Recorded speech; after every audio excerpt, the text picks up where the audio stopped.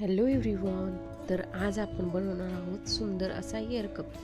त्यासाठी मी इथं oval शेपचे 2 green crystal घेतलेले आहेत, पॅरोटचं कुंदन घेतलेलं आहे, त्यानंतर 18 गेजची तार घेतलेली आहे कट करून, आणि 0.3ची तार घेतलेली आहे. तर इथं मी 18 गेजच्या तारेला सुरुवातीला सेप देऊन घेत आहे आणि त्यानंतर 0.3च्या तारानं आपण त्याला 7 ते 8 वेढे देऊन घेणार आहोत वरच्या साईडला. जर 6 ते 7 पण देऊ शकता तुम्ही, जर व्यवस्थित पॅक झाले असं तार वाटत असेल तर.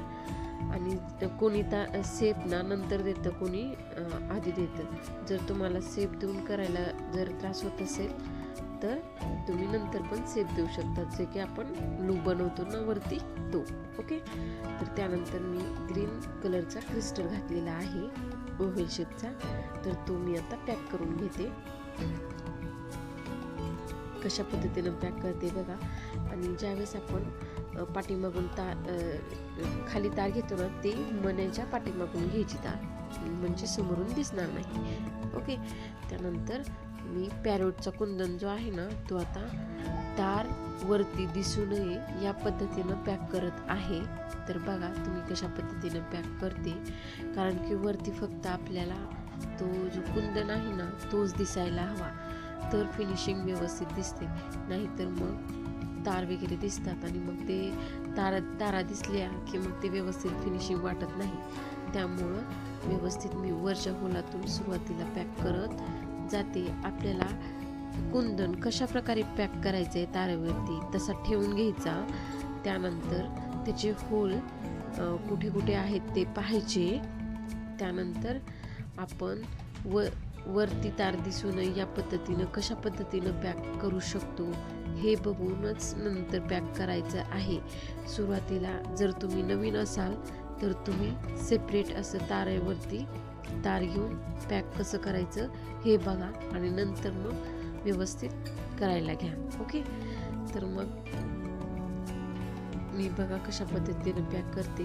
पाठीमागून कितीही तार दिसली तरी चालेल, पण पुढच्या साईडनं तार आपल्याला दिसायला न पाहिजे. अशा पद्धतीनंच आपण पॅक करत जायचं आहे कुंदन. तर मी जे जवळजवळचे होल आहेत व्यवस्थित पॅक होईल असं पाठीमागच्या साईडनं करून घेत आहे. तर बघा कशा पद्धतीनं मी पॅक करते कुंदन. आणि प्रत्येक कुंदन पॅक करताना तुम्ही पण अशाच पद्धतीने करा, जेणेकरून वरती फिनिशिंग व्यवस्थित वाटेल असं. ओके. वरती थोडी तार दिसायला नाही पाहिजे, फक्त आपण एकदम वरच्या साईडची तेवढी दिसेल आणि खालच्या एकदम साईडची जे गुंडाळलेली असते ना ती तेवढी दिसेल. बाकीची कुठलीही तार आपल्याला पुढच्या साईडनं दिसता कामा नये. ओके. तर मी तशा पद्धतीनं पॅक करून घेत आहे. बघू शकता तुम्ही कशा पद्धतीनं मी पॅक केलेलं आहे. त्यानंतर एकदम लास्टला आल्यानंतर खालच्या पण साईडला 2 ते 3 वेढे देऊन घ्यायचे आहेत, जेणेकरून चिमणी एकदम खाली असं सटकणार नाही. त्यानंतर मी ग्रीन कलरचा क्रिस्टल घातलेला आहे आणि त्यानंतर ग्रीन कलरच्या क्रिस्टलला सुद्धा मी खालच्या साईडनं पॅक करून घेणार आहे. जसं आपण वरच्या साईडनं पॅक करून घेतलं तसंच तुम्ही खालच्या पण साईडनं पॅक करून घ्यायचं आहे. आपल्याला 5 ते 6 वेढे द्यायचे आहेत पॅक, आणि त्यानंतर मग तार जी आहे ती आपली कट करून टाकायची आहे. तर बघू शकता तुम्ही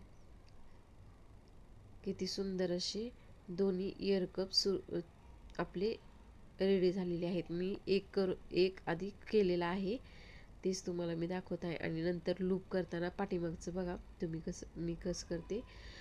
साईडनं आपण गोल करून घेतोय. कोण साईडनं करतं, कोण तसंच ठेवतंय, कोणी पाठीमागून पण करतं. तुम्हाला जसं योग्य वाटेल तसं तुम्ही लूप बनवू शकतो. ओके. तर बघू शकता मी अशा पद्धतीनं लूप केलेला आहे. आणि आपल्याला मधोमध कुठं पाहिजे ना तिथं आपण ॲडजस्ट करून त्याला ठेवू शकतो. थोडी हलते चिमणी, परंतु एकदम पॅक बसते ती, नंतर हालत नाही. म्हणजे असे निसटून वगैरे असं पडणार नाही. अशा पद्धतीनंच आपण त्याच्यावरती पॅक करायचं आहे. बघू शकता तुम्ही, कारण की करताना काही मणी जर हल्ले असतील तर तेही तुम्ही तार न दिसू देता ॲडजस्ट करायचे आहेत. बघू शकता तुम्ही सुंदर असे इयर कप आपले रेडी झालेले आहेत बघा. कसे वाटले मला नक्की कमेंट करून सांगा. चलो बाय.